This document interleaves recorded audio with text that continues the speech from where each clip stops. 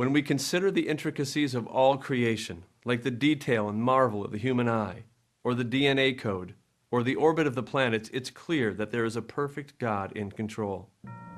Does Joseph Smith teach of the same perfect and eternal God as the Bible?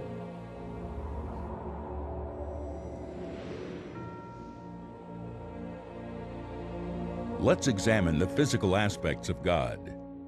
According to Joseph Smith, the Father has a body of flesh and bones as tangible as man's, the Son also.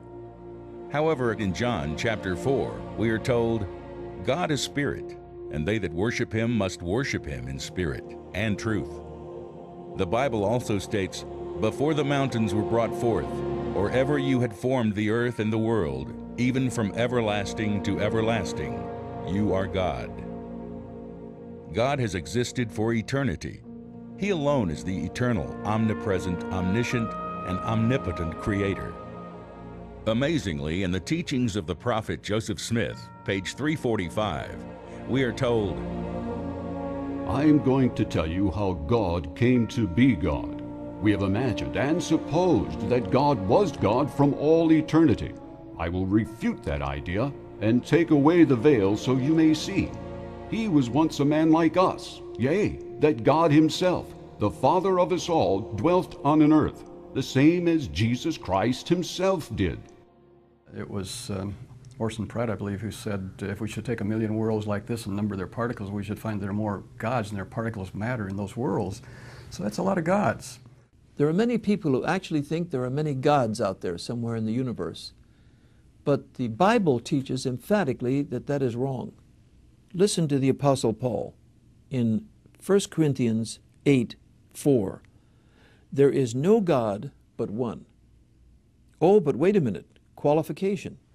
For even if there are so-called gods, whether in heaven or on earth, as indeed there are many gods and many lords, I mean, all kinds of people project into the universe imaginary deities or gods they relate to in one way or another. But the question is this, are they really there or are they just here? And the Bible says through the Apostle Paul, they're only in here. There's one God out there. In the Christian or the biblical concept of God, he's the great eternal one, uncreated, uncaused, all-powerful, ever-present, all-knowing. And that is not only a Christian understanding of God, that is also the Judaic understanding of God. In Mormonism, God is simply an exalted man. He was born as a man, he was conceived in a natural way, and by adherence to a system of Mormonism in a previous world and a previous life, through his good works, in accordance with that system, he became God. That's Joseph Smith's understanding of God. Indeed, his most radical reconstruction of Christianity begins at the point of how he redefined God. Man's natural tendency is to bring God, the Creator, down to our level. The temptation is then to elevate man to godhood. To have the ambition to become a god, that was the lie of the serpent in the Garden of Eden. He promised Eve she could become a god. And you remember Brigham Young speaking in the Mormon Tabernacle, he said, the devil told the truth. We don't fault Mother Eve for eating the forbidden fruit. That's how we become gods. So Mormonism takes the lie of the serpent. It's based on the saying that the lie of the serpent is the truth. Consider the Egyptians, the very ones who supplied the papyrus from which Joseph Smith brought forth his Book of Abraham. The Egyptians were convinced that some of them were gods. In fact, their entire funeral culture was designed to equip themselves for their next life as they traveled on in the spirit world as gods. However, the God of the Bible tells us, I am the first and I am the last, and there is no God besides me. I am the Lord, and there is no other. Besides me, there is no God.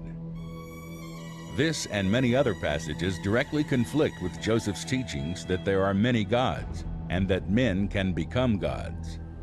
The Bible says, before me there were no gods formed, Isaiah 43:10. Neither shall there be after me. That means that all the Mormon teaching about many gods is false. It means there was never a God before this God. It also means that Mormon men will never become gods.